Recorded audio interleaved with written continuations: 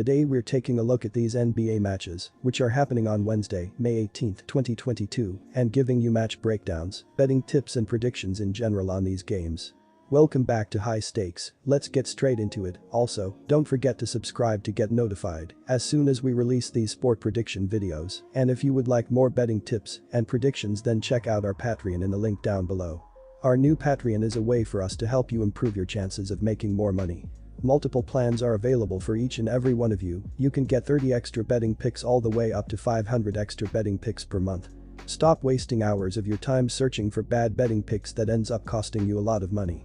Join the High Stakes Patreon now and get the best betting picks. Golden State Warriors vs Dallas Mavericks. Our team pick is Golden State Warriors, -5. And here is why. That dark horses really do exist in the NBA. But how far can these horses gallop? Could they knock off Steph Curry and the Warriors next? They can if the Warriors keep coughing up possessions like phlegm in a bad allergy season. The team is averaging a ridiculous 15 turnovers per game, which is second only to the Houston Rockets. So far, they've been able to dig themselves out of their usual turnover holes with their explosive offense. For every straight punch landed from two-point range, the Warriors are ready to respond with a haymaker from three-pointer. They don't just beat teams, they bury them. The Mavs have to be ready to respond offensively, even with a top 10 defense. They have to accept the fact that the Warriors are going to get buckets. Luka Doncic is an offensive superstar, and he's getting a big boost from Jalen Brunson and even Spencer Dinwiddie at times. The latter two have to show up on Wednesday to steal a win on the road. Turnovers nearly got the Warriors into trouble against a Memphis Grizzlies team playing without star guard Ja Morant. They're already facing an uphill battle due to their small ball lineup. Why make it worse with sloppy offense? Yes, we all know Steph Curry, Klay Thompson and even Jordan Poole can tear the roof off the building with their lights-out three-point shooting. The Dallas Mavericks are coming into this one with plenty of momentum after rallying back from a 2-0 series deficit to beat the Suns in 7 games. Luka Doncic is leading the team with averages of 31.5 points, 10.1 rebounds and 6.6 assists per game. Jalen Brunson is averaging 22.9 points and 3.5 assists. Spencer Dinwiddie is averaging 11.6 points and 3.5 assists per game, while Dorian Finney-Smith is averaging 11.6 points and 5.4 rebounds per game. As a team, the Mavericks are scoring 106.2 points per game while shooting 45.3% from the field and 38.5% from the three-point line. If Jalen Brunson and Spencer Dinwiddie are the ones that step up to beat them, then so be it in this series.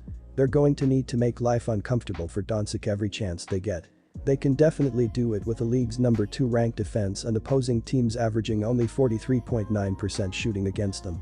The biggest challenge could come at the perimeter for the Warriors, with the Mavs coming into this series holding opponents to only 34% shooting from beyond the arc. Only the Boston Celtics and Miami Heat have been better at defending the perimeter, and both of those teams are battling it out in the Eastern Conference Finals. We're going to learn a lot about this Warriors team in this series against the Mavs. Steve Kerr has cleared COVID protocols, and he's expected to be back on the floor to coach the Warriors for this matchup. Gary Payton too remains out with an elbow injury, but the defense for Golden State is anchored by a legitimate savant in Draymond Green. They're going to be a problem defensively for Luka Doncic and company. Opposing teams are only averaging 42.2% shooting at the Chase Center. They have been completely dominant on the defensive end of the floor, and they're going to suffocate a Mavs team that leans heavily on Doncic for all of their offense.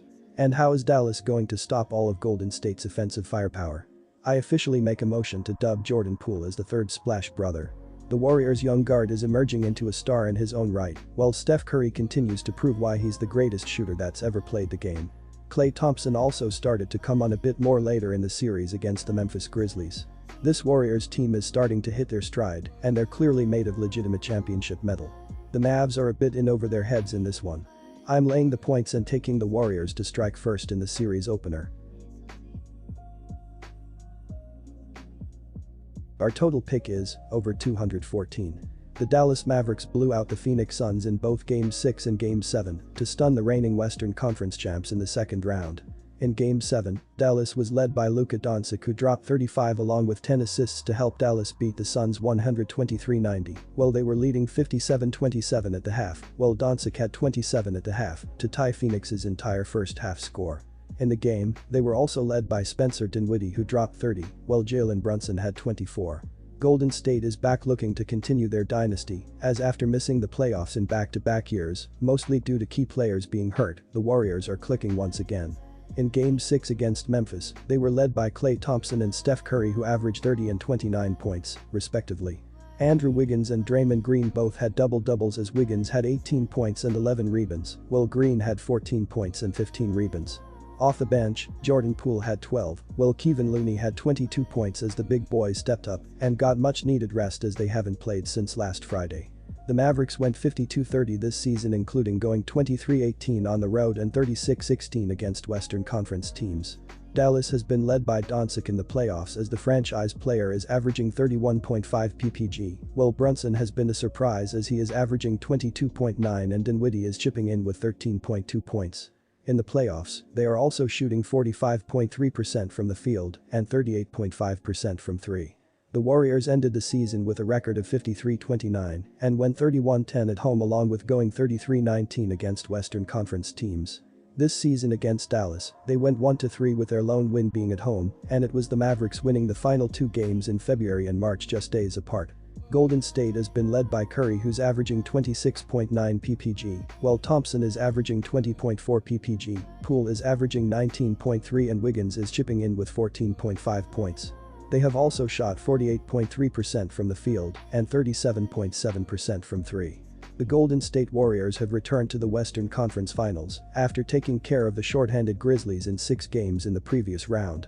Stephen Curry is leading the team in scoring with 26.9 points, 4.2 rebounds and 5.6 assists per game. Klay Thompson is averaging 20.4 points per game. Jordan Poole is averaging 19.3 points per game, while Andre Wiggins is averaging 14.5 points and 6.9 rebounds per game. As a team, the Warriors scored 114.2 points per game while shooting 48.3% from the field and 37.7% from the three-point line. The Warriors are deserved favorites in this series, as they have the major advantage in depth and playoff experience. On the offensive end, they have a proven system and plenty of firepower in Curry, Thompson, and Poole, and they have plenty of bodies to throw at the Mavericks. Doncic on the other end. However, the Mavericks will be full of confidence coming into this one, as they just took down the Suns in a historic Game 7 and they actually beat the Warriors by 3-1 in the regular season. Disclaimer: no financial advice. The information on this channel is provided for education and informational purposes only, without any express or implied warranty of any kind, including warranties of accuracy, completeness, or fitness for any particular purpose. The information contained in or provided from or through this channel is not intended to be and does not constitute financial advice, investment advice, trading advice, or any other advice. The information on this channel and provided from or through this channel is general in nature and is not specific to you, the user, or anyone else. You should not make any decision, financial, investment, trading, or otherwise, based on any of the information presented on this channel without undertaking independent due diligence and consultation with a professional broker or financial advisory.